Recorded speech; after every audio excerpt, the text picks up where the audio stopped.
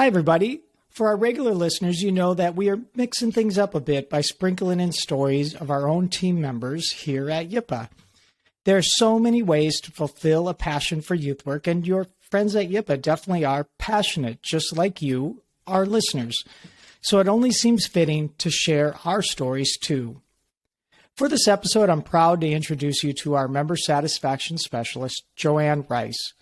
Joanne dedicated more than 20 years of her professional life in direct support of our young people before joining the YIPA team. You'll learn that she didn't always know she wanted to make a career out of helping others, but given her first opportunity to work with young people, she knew she loved it.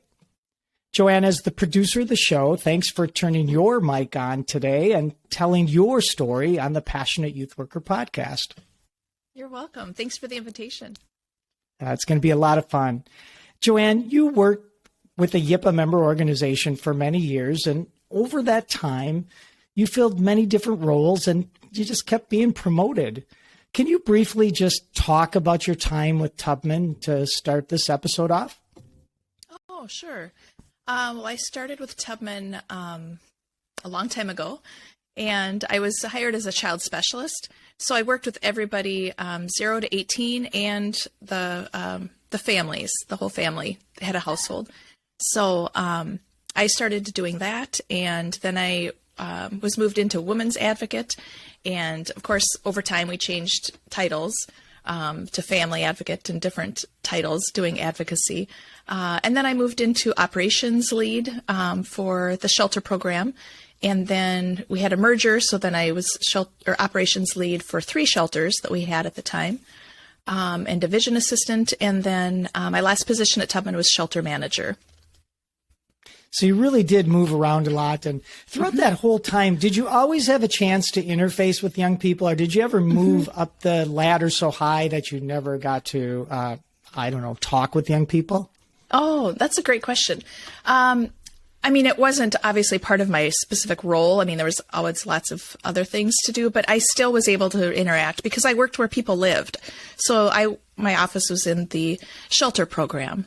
And I think that's what I loved about not only learning other roles and other ways to impact young people and their families, because there's a lot of things behind the scenes that people don't realize that go on and that do impact young people. You know, what kind of programming, what kind of partnerships are we having? All those types of things. So I definitely was able to interact with people still, which I loved. And even part of my role, I could even ask them for feedback, of course. So that way, as we were making decisions, tell me, what do you think about this? Or what do you think about this? Or what's something you really need? Or what are we missing as advocates? That was always my favorite question to ask people was, what are we missing? Like, what else can we do? Because that's how we got this far, is getting people's feedback. So, yeah, well, it's a good thing that you're always able to interact and seek feedback from young people, because I know that you care so deeply for them. That's one of the things that when you get to know you, Joanne, you realize just how sincere and honest you are and how much you really care about people. So it's great that you had the opportunity to do that no matter what your role was in your previous role before joining the YIPA team. And when we were getting ready for your episode, we talked a little bit about your work before helping young people, and you didn't always know you wanted to be a youth worker.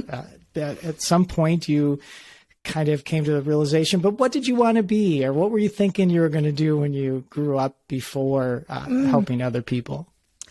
Well, when I was really young, I wanted to be a nurse like my aunt and my grandma.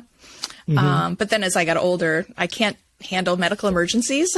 So that was out.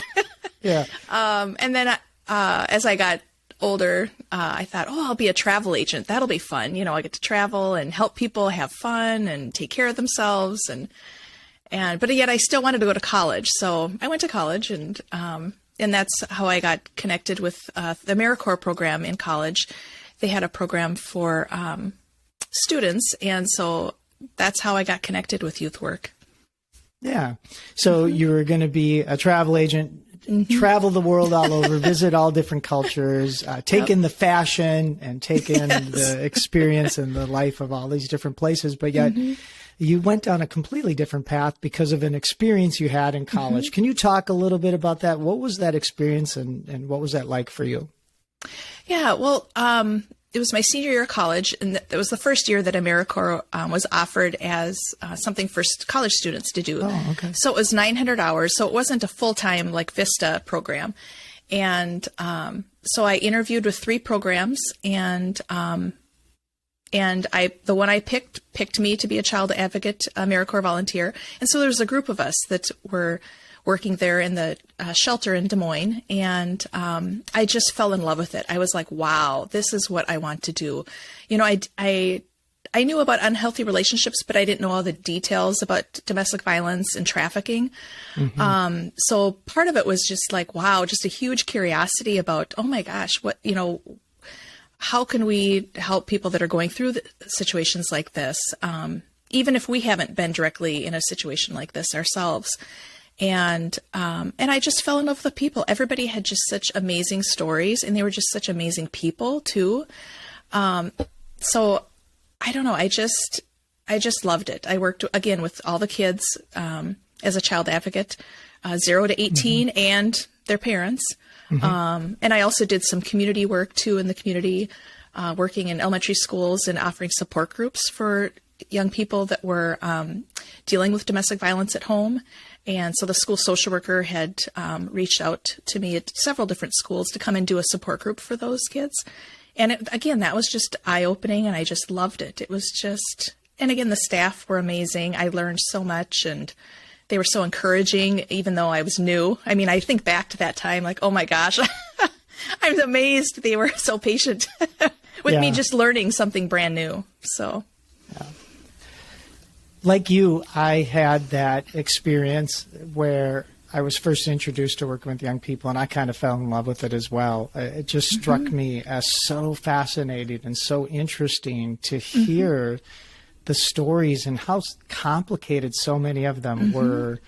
And so I shared your introduction into youth work. That's kind of how it was for me too. I never thought I would do this either, but my first exposure, I just knew this was the right thing for me. And I've spent the rest of my life doing it, just like I think you probably are on that trajectory as well. I'm wondering, so you have this kind of inherent, I think, ability to connect with people and to just care so deeply for others, that I think that is your super strength, is that you are so empathetic and genuine in your care for other people. Where did that come from? Did your parents also have this kind of service attitude, and did they do professions that gave back to other people as well? Absolutely. I think back, of course, now that I'm a lot older, I think back to, my parents, my mom was a diaconal minister in the Methodist Church, and she focused on Christian education. So she worked with youth and young people during her career. And my dad worked at mental health and chemical health state program here in the Twin Cities. And so as admissions counselor, he worked with people who were dealing with lots of challenges. And so I think, just service was there. I mean, my grandma was a nurse and owned a nursing home for a while, and my aunt was a nurse, and she, moved up and ended up moving to Anchorage, Alaska, and was the director of organ donation for the state of Alaska. So I think about all of the role models I had in my immediate family. It's really no surprise at this point, to think back. I mean, I just was surrounded with service, even going to visit my grandma. You never relaxed. You were either cooking or baking or sewing or quilting or in the garden or visiting people and taking them all these things that you're making. So it's definitely, I think, part of what I was exposed to. Too. Yeah, it seemed like you were groomed for this kind of work, whether that was intentional or not. And your family was also very supportive, close-knit, and you guys talked about a lot of things. Everything was on the table, all the way from politics to business to you name it. Yep. How was your family in terms of communication? Was it real intentional, or was it just natural that all these conversations kept occurring? Oh, that's a good question. Thanks. Wow. I guess I'd say it's both. I mean, it was definitely intentional because my parents really wanted to instill, critical thinking and being curious in life, like asking questions, asking tough questions, not just taking things at face value and making judgments, I think it was definitely intentional, and it was just who they were. I mean, as people, I mean, certainly as I grew up, I could certainly change my mind or change my views on things, but then as I got out in the real world, I saw, wow, this is what my parents are talking about, or my aunt or my grandma, who lived through the Depression and how many pandemics she lived through. I mean, it's just thinking about their experiences. Mm-hmm. Yeah. When you look back at your early childhood and think about the exposure that they gave to you, do you think it's possible that you could have done anything else other than help people? Because I also know that you were raised in the Methodist tradition, and religion and spirituality are a big part of who you are. And you not only just talk the talk, you are a person who just really genuinely lives a life of service. And I'm wondering, it's almost like I just can't imagine you selling insurance, Joanne, or, a buyer for, Macy's clothing. I just can't imagine you doing anything but giving back to other people. When you look back, do you think like, yeah, this is just perfect for me? I do. I really do. Yeah. I mean, I think back to, again, when I started college, and I still thought I was going to be a travel agent. So I took business classes, management classes, and I thought, this is so boring. Like there's nothing, I don't know. There's nothing. Yeah. There just wasn't the pieces of service and giving back. Yeah. Mm-hmm. How does your religious beliefs, how do they play out in your daily work and your daily life? Well, I would say for me, my spirituality and my religion is just, when I think back how it formed, throughout my life, it's just a place to center and be peaceful. And I was taught early on that you're no better than anybody else. And everyone has worth, whatever that looks like, whatever people's other people's beliefs are. And so I think it just helps center me, and it helps me stay grounded too. Again, everyone's unique in this world, and everyone has needs, and everyone has gifts. And so I always try to look for that too in other people. Like what is it that's something that maybe they don't see, some other gifts that they have that maybe they don't realize either, and kind of focusing on positive rather than so much of the negative of things. Because it really does make a difference what you pay attention to. If you have a positive outlook and there's hope, I think that's a huge piece in service too, is there is hope. Always. Yeah. Hard to believe we have to take a quick break, but when we come back, I'd like to follow up with what you said about the message that you received that you're no better than anybody else, because I think that's really interesting. So we'll be right back after this short break. Joanne, right before the break, you mentioned that your parents made sure that you understood that you're better than nobody else. And it seems to me like it was just a lesson in humility. And I think that's a wonderful lesson to teach people, because it's so connected with your faith and so connected with, I think, what the purpose of being a human being is to see what you can do to make the world a better place. And I think that's kind of our responsibility. But I also know that you are so giving of yourself, and that in a time when there's so much vanity going on with social media, everybody's posting, here's what I'm eating, here's where I went tonight to watch a movie. People are so into themselves, and you're so into other people. Do you find that it's hard to keep that focus? Do you want to have that attraction towards pay attention to me versus your normal attitude is I'll pay attention to you? How is that in today's world for you? It's very different. I mean, I think back to, gosh, if there was social media in high school, oh no, or college.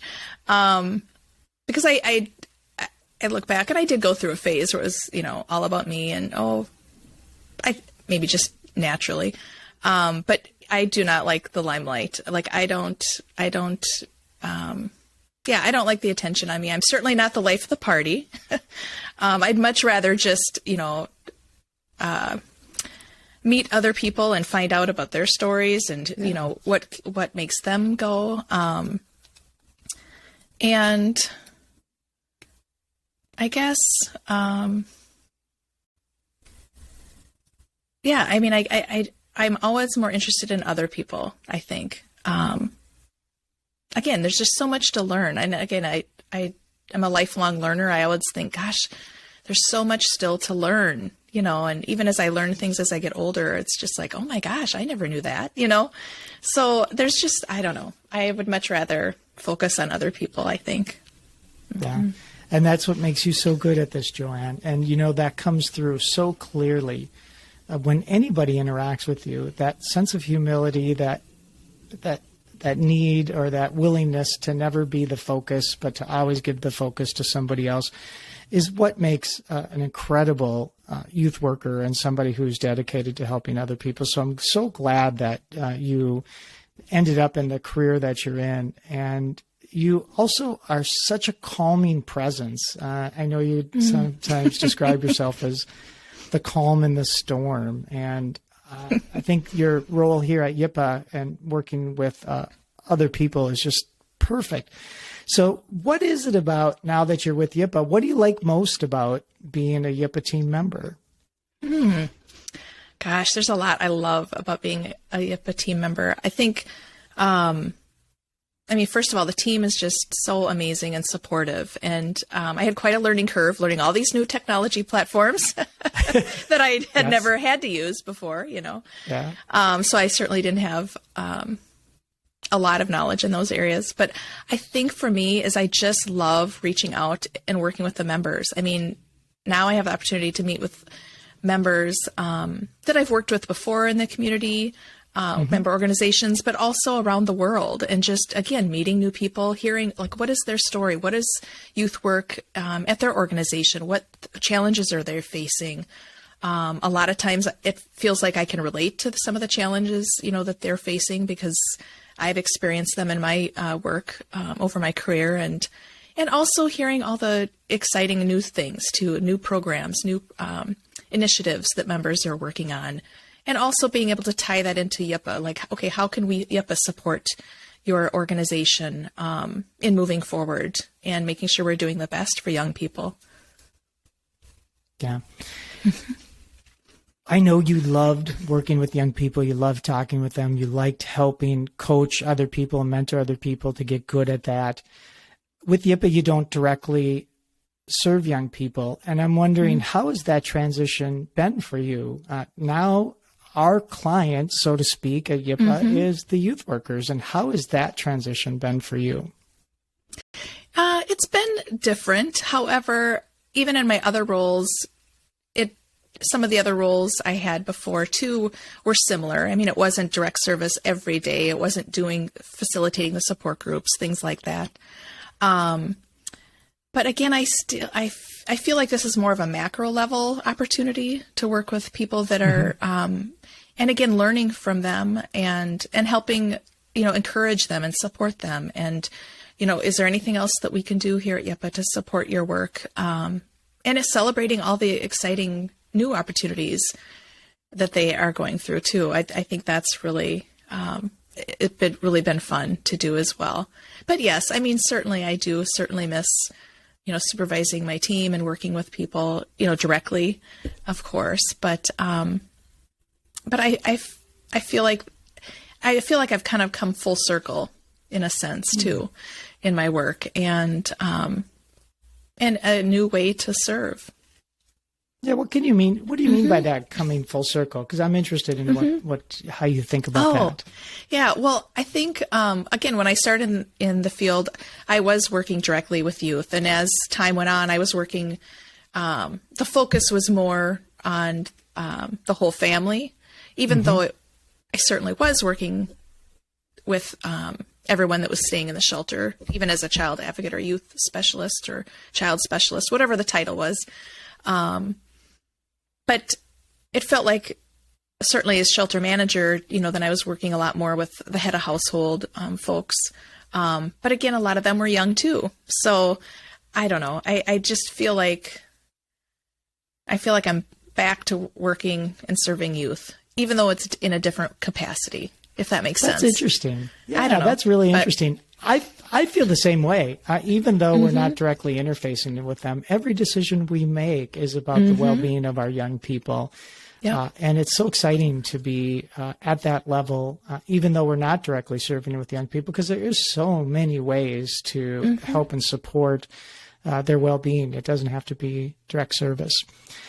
Earlier, I kind of brushed over something I wish I wouldn't have. I describe you as like the calm in the storm, the person who always remains calm.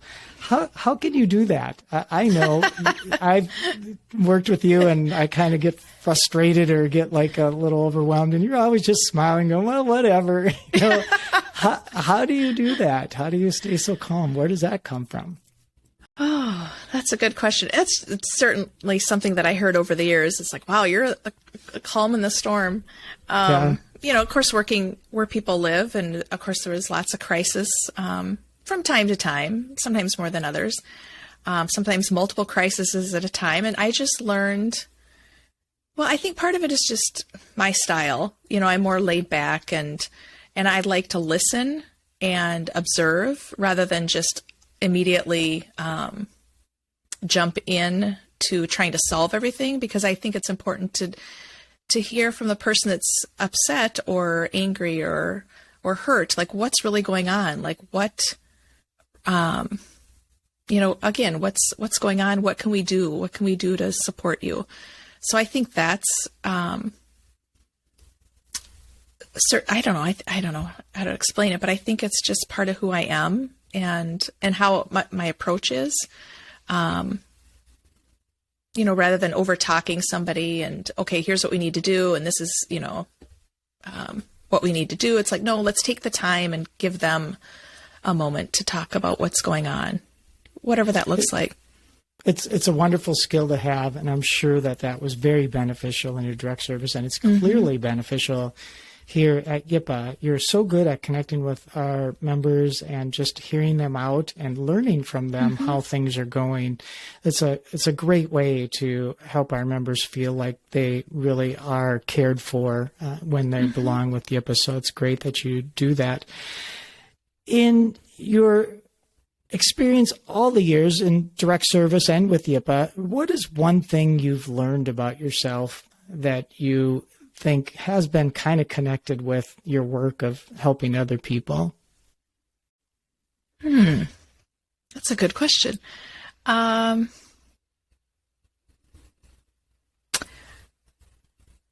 guess I would say one thing I've learned over the years is how much more comfortable I am in challenging situations, I would say, which was a big surprise, because I know when I started some of my roles, I'm like, oh, I don't think I can do that. And they'd be like, oh, yes, you can. Here's how you do it. And I was like, oh, I don't know. That's challenging. That's hard. So I think that's one thing is just learning that I can do more than I think I could do. Yeah. And really challenge myself in working with challenging situations. I remember being an advocate from the first immigrant family, and I thought, gosh, how in the world? I've never been an immigrant. I don't know what that's like. I don't know all the barriers, But again, I had amazing supervisors and team members that helped support me and help teach me, and so that's one thing I really loved was working with complicated cases and situations, and helping people through that. even though I had never walked through their shoes. I had never gone through that specifically. But again, okay, who do we need to call? Who can we, partner with? What can we do to help support you? Yeah, your sense of humility, your willingness to learn, and your okayness with not having to have all the answers right away really sets you up to be successful at so many different things that you do. It's really quite impressive. When you think about young people, what do you think a youth worker needs to be really good at to be effective with a young person? That's a good question too. I would I'm say full of them today. You are full of good questions. I would say first and foremost, you have to be aware of how you're showing up. I know that was one thing I learned early on, working in shelters is the people I'm working with are essentially inviting me into their home. I'm working where they live. And certainly when I was hired at Harriet Tubman Shelter, I also thought, like every day I went into work, I thought, you know what, I'm being invited into their lives and into their home. Yes. And I don't look like them. And so I need to make sure I'm on point and I'm being welcoming and respectful and curious. Like, okay, tell me more. Like, what does that mean? Or what is it that we're missing? Again, as youth workers or advocates. And just being genuine, because anybody can tell if you're not being genuine. If young people can tell if people aren't really there, mentally, if they're not engaged in the work, people can tell no matter what age they are, and young people in particular, because they're really authentic. I mean, they won't hold back. They'll tell you what they're thinking and I think that's one thing I love about young people is they're authentic. They're not going to be fake, and they're going to tell you how it is and what the reality is. So over your years, you've supervised a lot of youth workers. Now you spend most of your day talking with youth workers. What do you think a misperception about youth workers is in society? What does the general population not understand about youth workers from your perspective, Joanne? I'd say from my perspective, I think back to the things I was told when I started. Oh, that's great. You're hanging out with kids or you're babysitting kids. And it's like, no, I'm not. Like, I'm doing crisis intervention. I'm doing de-escalation. I'm doing support groups. I'm doing community building. I'm doing advocacy groups with the school on behalf of young people. So I think the number one thing is they just don't really feel as it's a profession. I was told, well, that's great until you get a real job. And I thought, this is a real job. Like, this is a profession. I mean, there's so many different areas of youth work, whether it's in the schools or in shelter programs or criminal justice or juvenile justice. There's lots of different ways that people can be youth workers. And I think that's the one misconception is that's nice. And, people just don't really think about the value of youth work and working with people. I think you're right. And that's why I am so thrilled that you ended up in this profession as a way to give back to other people, because Joanne, you are so sincere and you really do care about other people. And you are the epitome of professionalism. You're always courteous. You're always polite. You always get done what you say you need to get done. And it is a profession, and it takes a lifelong journey to get good at this. And I know you're committed to learning. And I am just really happy that you are a YIPA team member. And bigger than that, I'm really happy that you've put your skills to use, and all those lessons that your parents taught you about giving and service and your faith, how they all just are seamlessly interwoven. So thank you for doing all that you have done and continue to do for young people. And thanks for being a guest on The Passionate Youth Worker. kind of fun to thank you. have you on. Oh, thank you. Thank you. Thanks for your kind words. Joanne, you know better than anybody. Before we go, the last question I ask is, what words of wisdom or inspiration would you like to leave with our guests today? I would say just be kind and be curious, be authentic, because in order to build relationships with young people or their families, you have to be authentic and you have to be approachable. I think that's so important, just to build those connections so that you can support them. And also remember that they're the experts in their situation.